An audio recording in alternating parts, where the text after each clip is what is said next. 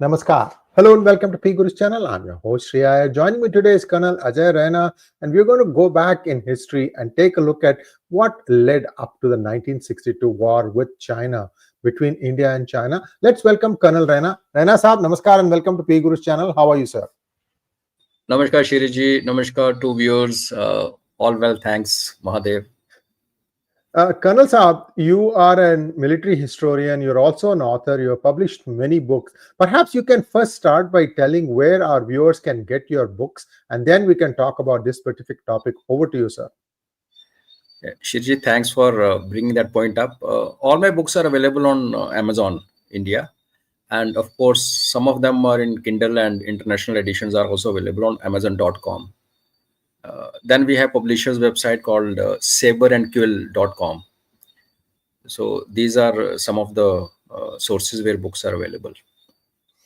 Thank you so much, sir. You're so modest. You have written so many books, and you're a very meticulous military historian.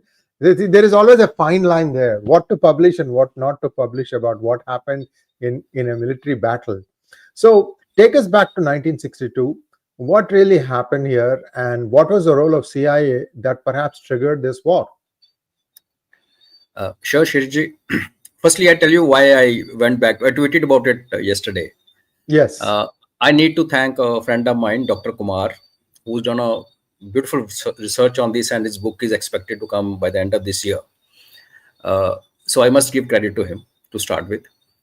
And secondly, what is happening as we speak today, that RIC, BRICS, and your dear president tweeting about India and Russia going into the folds of the darkest, the deepest China. So I think it's a time we go back and try to understand, because history has lessons for all of us. And if we don't keep those lessons in mind, though things can go wrong again. So that is a background, because US has never been so naked as Trump has made it now. And so it's easier to see through. Otherwise, it was always behind the curtains. So if you ask, in fact, if you were to ask me and ask most of us, even ask yourself, why in 1962 happened, the first thing which comes to our mind is China was trying to expand. Expansionism we blame, and we say Hindu-Chini 𝗍𝗽𝗍𝗏 betrayal of that concept, where we trusted China blindly. We were among the first ones to recognize China in 1949 as a country. And then we had a honeymoon of 10 years, and then things started going south. And of course, duplicity, that China was saying Hindi-Chini 𝗍𝗽𝗍𝗏, and it was constructing the highway through 𝗥𝗙𝗙𝗧. So this is what most of Indians believe. Most of independent observers also believe. And it boils down to the cartography problem that, okay, there was a boundary dispute. End of it. So China says that we went in, we say they came in. Of course, boundary was a flashpoint. There's no doubt about that. But that was on a central point. And that's why we need to go back and see how it happened and why and who played what part. So, like I said, if you look at Chinese perspective, they say Indians came in, they did forward policy. And then what Indians were doing was nothing but continuation of British expansionism. So Chinese have always been they never trusted British. We all know what happened during that so-called century of humiliation, opium wars, and then the Boxers' Day and all that thing. That mistrust was there always. Now so they say that India was not doing nothing. They were just carrying on with their legacy, British legacy, and that was something which was not acceptable to Chinese. Now, if you read independent authors, Westerns, they also blame why did India go for a forward policy. For the listeners and viewers, I'll just tell them that forward policy was when India decided to send troops ahead, because it was discovered that China was coming in slowly. So they had to be stopped. The only flaw was that the troops which were sent ahead, they were not cited to fight a war there.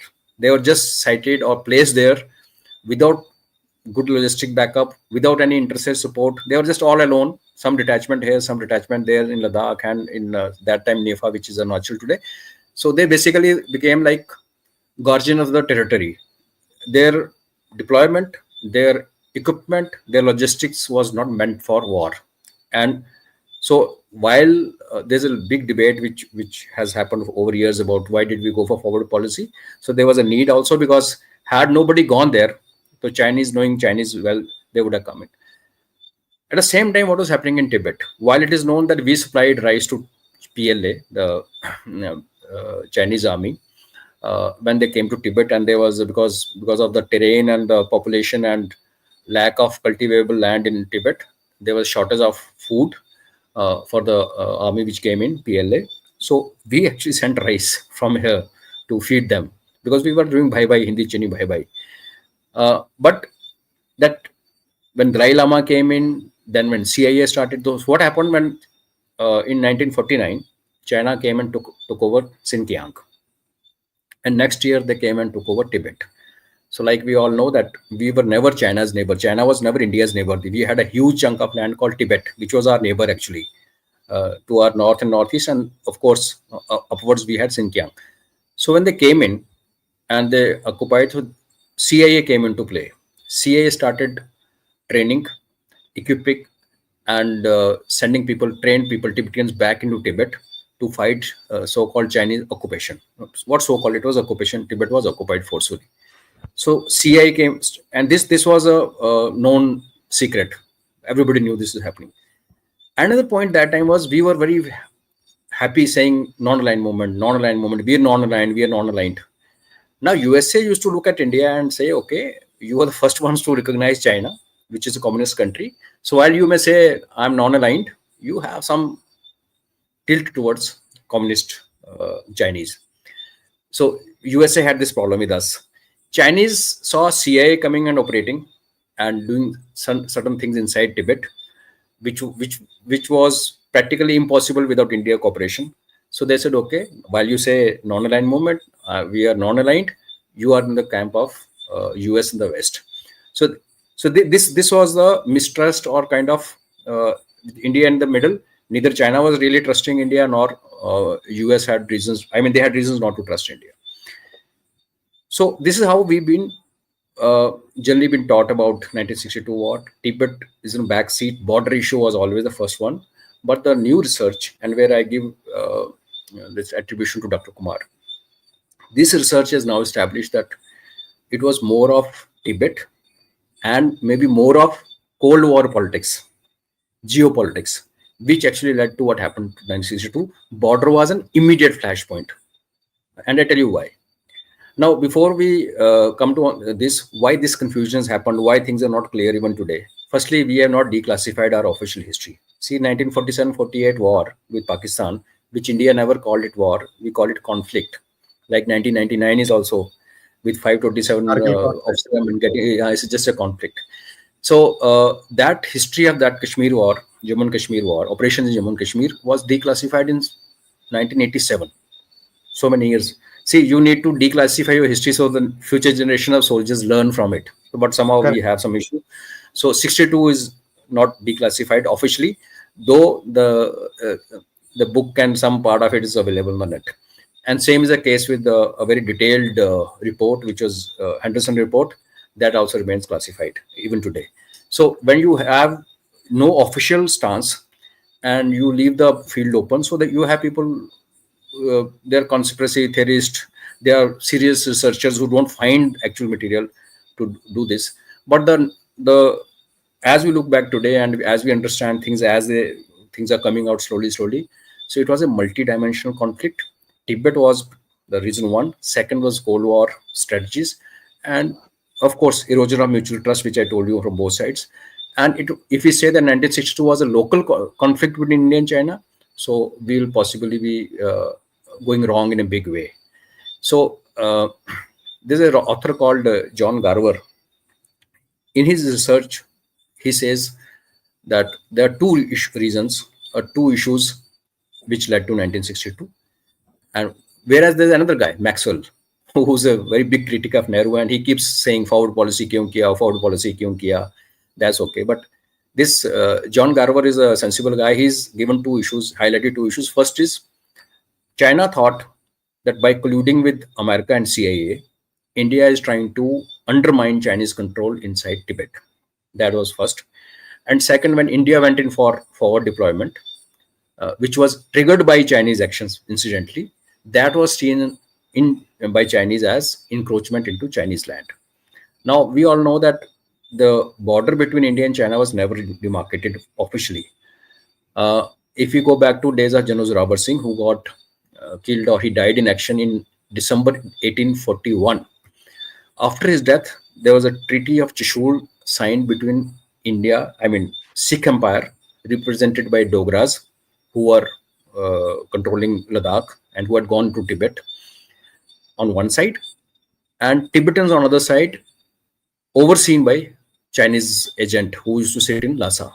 So as per that, 1842, it was decided that neither Dogras will come into Tibet, nor Tibetans will try and get into Ladakh, and traditional boundaries between two regions will be honored.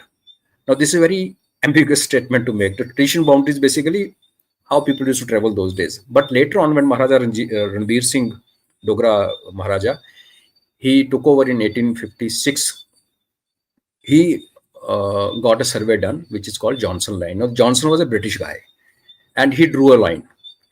Now, there's a watershed principle. I'll not get into technicalities. So he drew one line. Thereafter, another survey happened, which was McDonald's survey about this. Johnson was 1862, 100 years before 1862 or 1863. And 30 years later, there was another survey called McDonald's, and then, of course, McMahon. So all these lines which were drawn were never ratified by Chinese. As we know, that has been their style. They don't sign on the paper.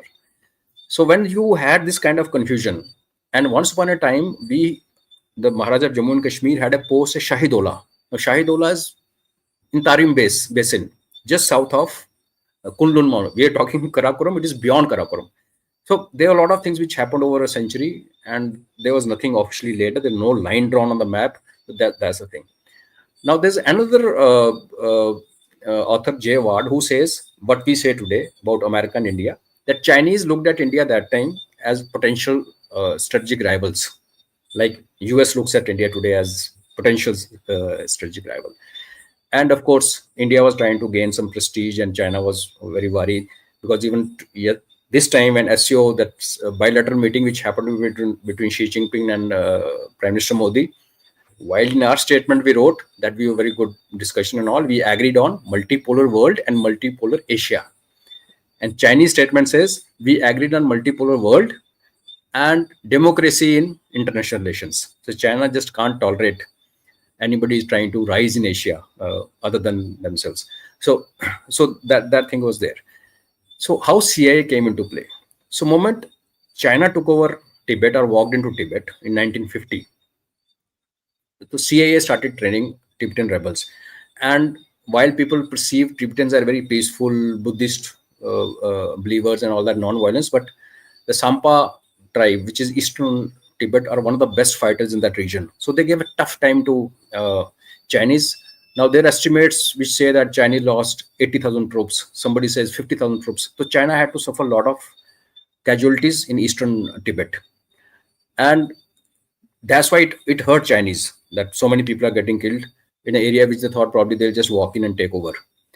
And while CIA started training Tibetans in Colorado, they also had a base in Nepal. And our Kalimpong happened to be another base. Kalimpong was more of a political base, where a lot of rallies would happen, and they'll speak against Chinese government and Mao and all. So Chinese used to call Kalimpong as the nest of imperialist agents. So as it is, they were saying India is nothing but extension of British policy, and Kalimpong became a kind of SAR point where they said, okay, inside India, these things are happening. And they requested, or they asked Nehru to crack down. Nehru just said, no, giving asylum is our tradition. So I cannot do anything about people who've been displaced from their own country. So when that happened, Mao started calling it as betrayal. Like we say that he betrayed us. Mao says, on one hand, you say Panchsheel, and you say we'll coexist peacefully. On the other hand, you are helping CIA, and you having a political base of these guys who are fighting against us in Tibet in your Kalimpong, and you are now not taking in action. So you are betraying us.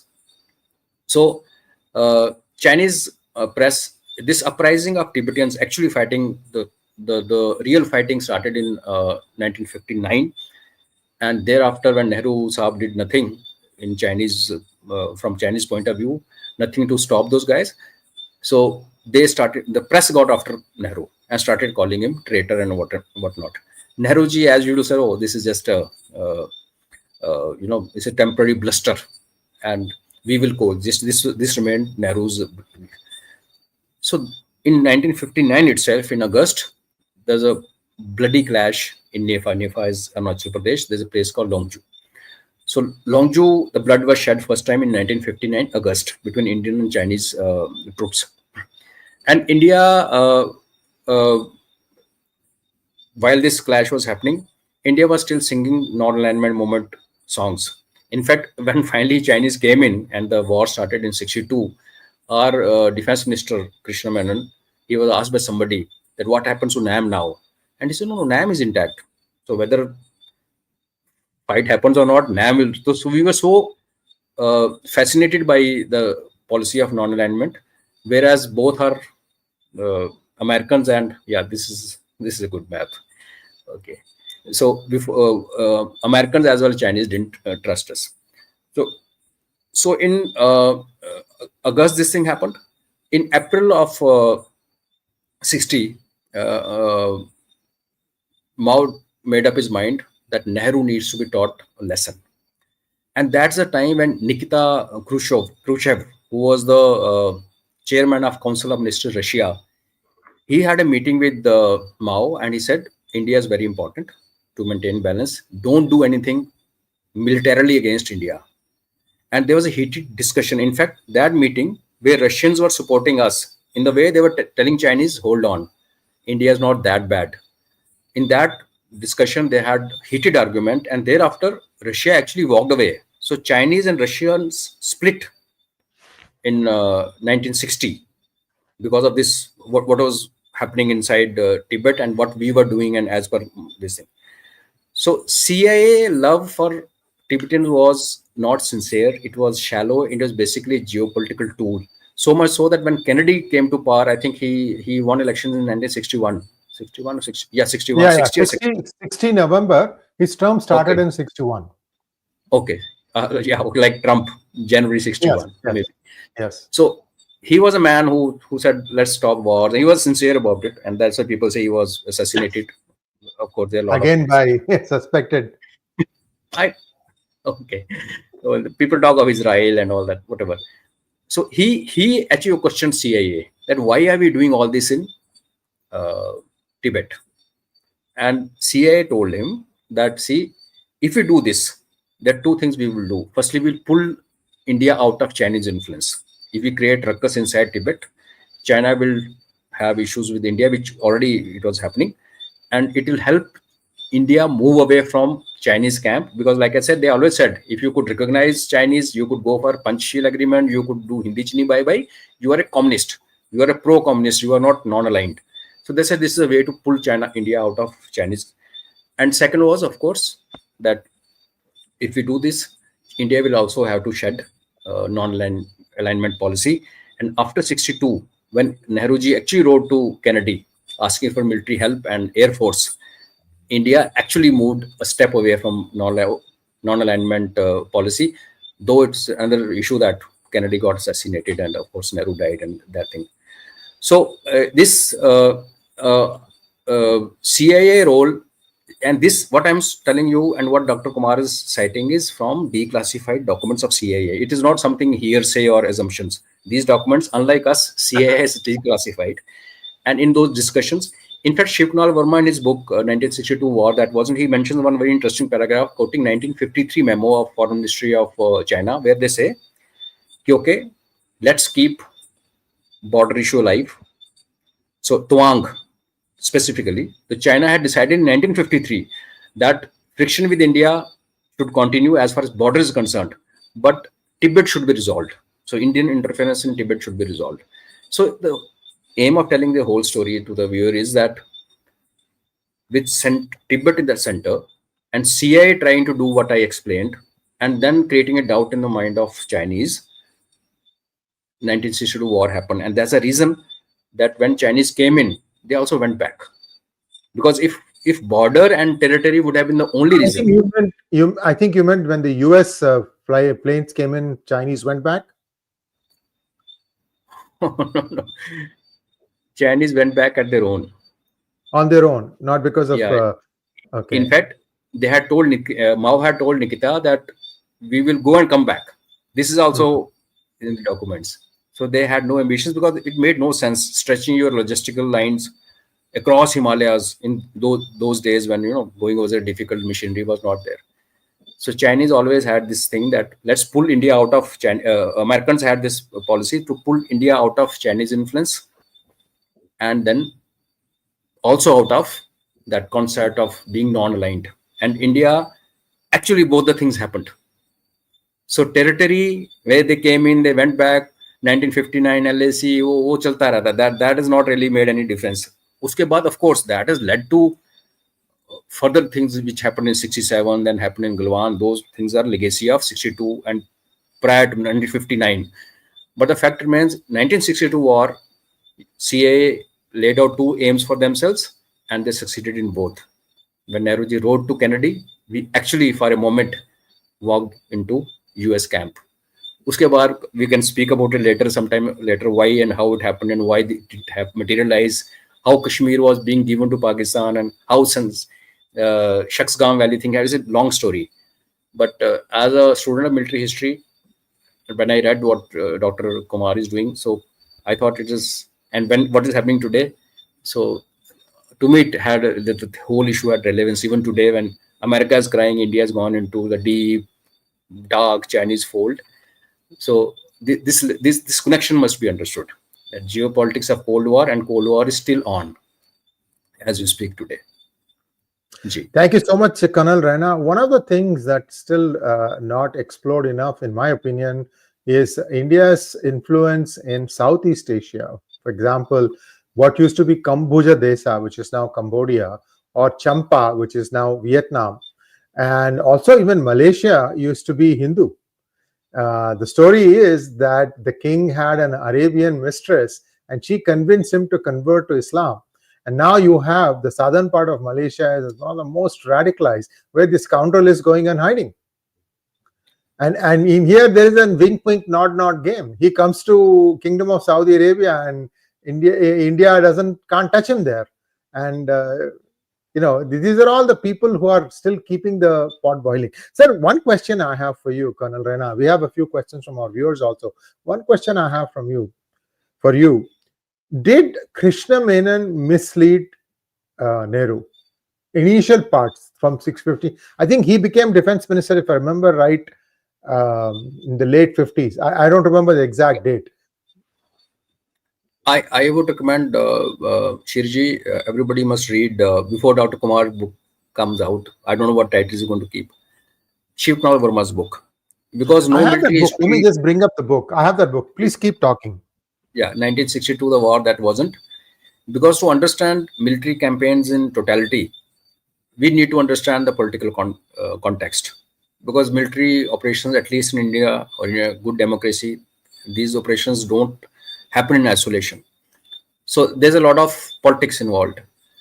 So if you read Shivkunal Verma's book and those people, I would recommend that I'll not name those books. They're people who have written first-hand accounts. Now, first-hand accounts always have, we all humans. So there's a tendency to distort history, to cover up your own follies and flaps. So a well-researched, highly recommended book as of date in India about 1962 war is Shivkunal's War That Wasn't.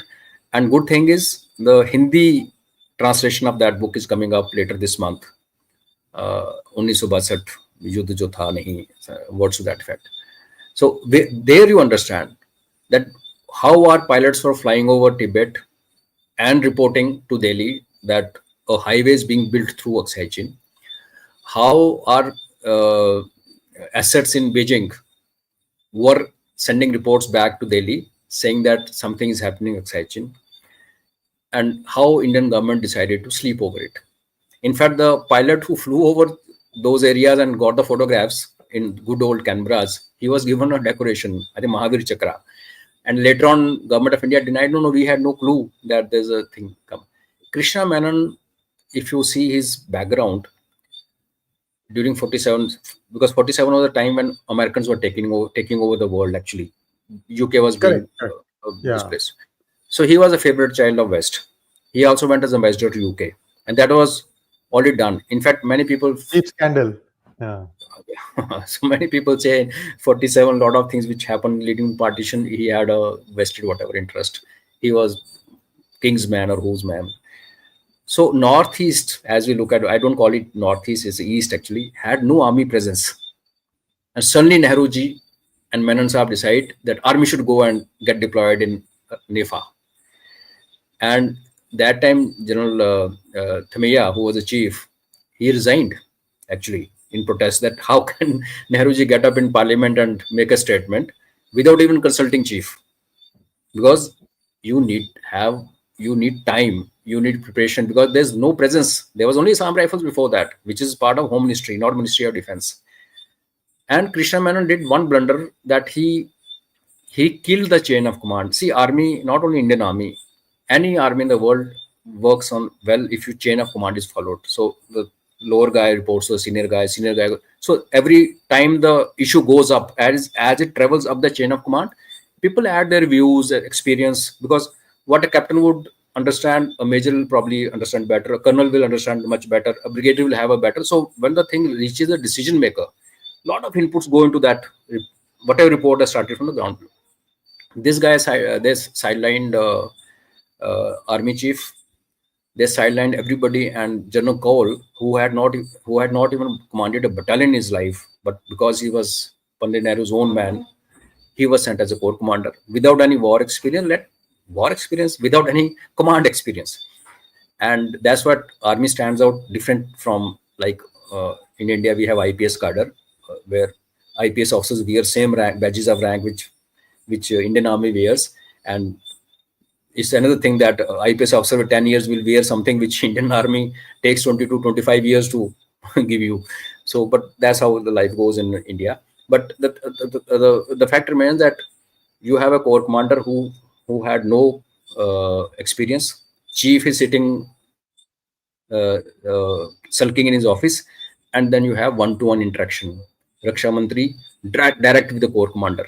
So Army Commander Bahar, Chief Bahar, MO military operations Bahar. So the fiasco which happened later on, Col Sahab also wrote a book. That's why I was mentioning when you went to look for 𝗏𝗘𝗙𝗪𝗏 book. He also I wrote a couldn't book. find it. It's lost in my library. Okay, it's 1962 war, that wasn't. Yes. I find it a very balanced book because it gives you political context to the military clash. Where it comes. Yeah. Oh yeah, that's and Hindi version of this is coming out later this month. And of course, we all will wait for Dr. Kumar's book, where he actually dives into CIA role and with documents evidence. And so does 𝗏𝗘𝗙𝗪𝗏 𝗔. So these are very well researched books.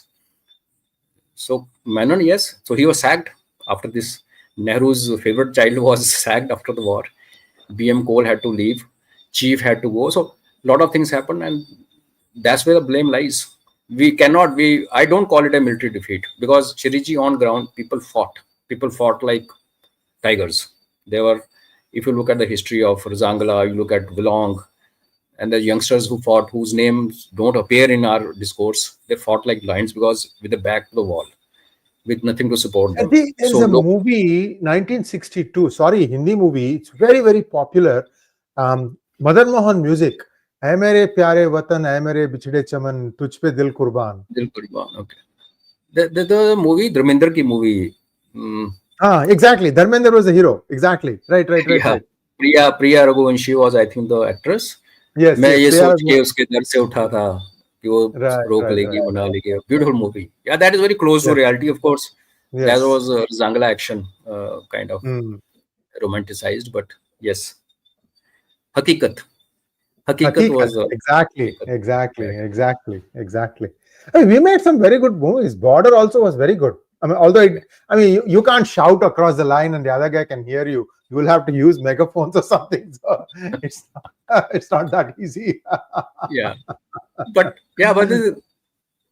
I mean, they're good movies. Yeah, you sum it up. Even this Kargil every people can always comment. Lakshya was a good movie. Kargil was well made. Again, by J.P. Datta, good movies.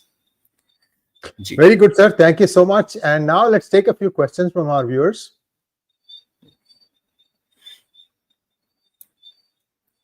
First question from Dilip Chanchani. China attacked India at a time when the US was busy with the USSR at Cuba and were sure they would not intervene. Your views? Like I mentioned in April of 60, when Nikita and Mao had a showdown over India, and Russia actually walked away. Before that, Russia and China were thick pals. And of course, China and Russia have their own issues with land and other things. So this also became a sore point. And many observers feel, and they rightfully so, that when Russia walked away from Chinese friendship on this issue and other issues, China became more independent to take action. And see, that time situation inside China was also not very healthy for Mao. Mao was facing a lot of issues inside. So all these dictators have this tendency, and it is happening with Pakistan every time. Whenever there's an issue inside, they generally go and do something funny outside, divert the attention and all. So there were multiple reasons. Yes, same. Nikita was presiding over the Cuban missile crisis, of course, when he in fact spoke against Stalin. He said all that was nonsense. But the fact remains, what Mr. Dilip is saying may not be the case, because China, after USSR walked in, had become independent of that friendship, that baggage, and they said let's. And he had told Mao had told Nikita that Nehru will be crushed. I need to crush Nehru. So he had made up his mind in 62 April. So one other question. This triggers another question. India also had its own air force, and Chinese air force was not that developed. Why did not India deploy its air force to try and take out the forward advancing? See, what happens in such cases? They've come in, right? What do? You just cut off the supply lines and encircle them. I mean, it may be simplistic, but if you have a superior air force, why did India not use it? Okay, there are two versions, Shirji. One official version, is that that India thought that in case they use air force, Calcutta will be targeted by Chinese air force. This was the reason. Like Nehruji's another idea: ki never touch Northeast, don't make railways, don't create roads, let Northeast remain the way it is, and the whole Northeast became Christian. So another feather in his cap, he said, if we attack, use air force, they'll. If that be so, why did he go and request US to send air force and attack Chinese? Now again, Dr. Kumar's book is coming up, and there's a reason to believe that Chinese had potent air force present. See, the first report which came to Delhi was same pilot who used to fly over Tibet and Canberra. He used to enter from Ladakh and exit from Nepal, and he did that photography. Of course, he didn't find any air force there as per the reports. But now the documents reveal that in the hinterland inside Tibet, China had MiG-29 kind of aircraft which were capable of flying in high altitude. So possibly this was the reason. And this thing is the book which I'm referring to, which will come and probably tell us the actual story. Otherwise, till now, the kahani given is this, that Calcutta ke upar bombardment hoti. So then people say, कि यार फिर Air Force किस लिए रखी थी? You should have used it. So if we take it at face value, we don't get convinced by the logic that Calcutta would have got bombed. So what? But at least you could have sorted out, like you said, the logistics dumps and the supply lines could have been cut. But the latest research, which is yet to be documented, I mean, it's coming up in a book, it says that Chinese had a reasonably potent air force which could have taken on our air force, because our air force also that time didn't have jets. We had Canberras and these slow flying bombers, whereas they had something much superior. Now I will wait for Dr. Kumar's book to come out. Otherwise, till then it's so interesting when you see why is it that Mao won that civil war against Chiang Kai-shek. If you look at it, the thing is all about the waiting game. Mao waited for Chiang Kai-shek to get tired fighting the Japanese. Yeah. And then Second World War happened. And by the time the Kuomintang party was quite tired. I mean, there was a time when Mao worked under Chiang Kai-shek and everybody did a joint thing. I said, "Ab civil war band karte hain, let us deal with the Japanese." But all along, this guy had his own parallel track, whether it was with Stalin or after that with his successors. And finally, it was just a tired Kuomintang party. One. Number two was Kuomintang believed in capitalism, and many of the generals used to flaunt their wealth, whereas Mao was a people's man, a common man. Yeah. So this kind of image kept getting created, and this guy takes this great long march, and every village they see all these people. Oh, these people are just like us. They are walking. They are common people. So that contrast really helped them win the trust of the people. Although today they may not be so happy with what the CCP is doing. So it's a very interesting outcome. You wait for your enemy to get tired fighting a much superior enemy, especially Manchuria, or you look at rape of Nanking and all those things, atrocities that the Japanese committed in the 30s and 40s is just horrible. I mean, they went and defeated Russia, luckily though, but they also defeated Russia in some of the battles. Japan was something else. From 1920 or so, or 1915 or so, they did a lot of things. Let's get back to questions, sir. Chandu Rajan wants to know, a bit off topic and my apologies, but came home from office a bit concerned after hearing the news in Nepal. Do you think there are foreign parties involved? What happened in Nepal? Nepal government banned their social media. Social media, and, right. Generation Z has come on road and is putting things on fire, and some shooting has happened. Few guys have died. Now the fact is very clear. A lot of investment had gone into Nepal. Nepal being the only Hindu country, so-called, before the communists came in. And now they're again saying, let's get the Raja King back. US aid has, I think, is 450 million or something, just to turn people atheists. The mission in Nepal of CIA was to take Hindus away from Hinduism and make them atheists. So this is the plot which has been uncovered. And after what happened in Indonesia, of course, Japan, we know what the resignation is, a slightly different ball game. So Nepal, using their wisdom, the authorities there banned this social media, and that has set Nepal on fire. There's a curfew now in Kathmandu, and few people have died. So this is a regime change, or whatever you say, that operation is going on, counter operation, in fact.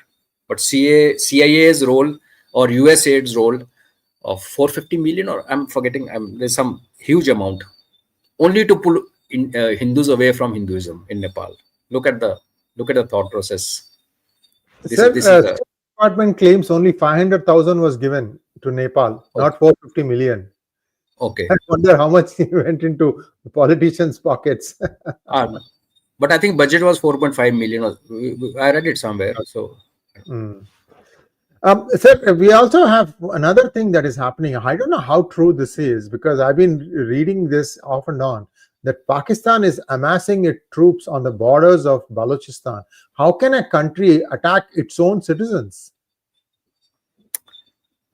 Pakistan has already not started. They are into operations against Baloch for a long time. But yes, after Munir went and had lunch with the POTUS, he come back more confident man. And when you told POTUS, okay, we have a lot of rare earth, we have oil which is not there, of course, gas of course is there, and copper and gold, that is proven, and all of that lies in Balochistan, where Chinese could not do anything.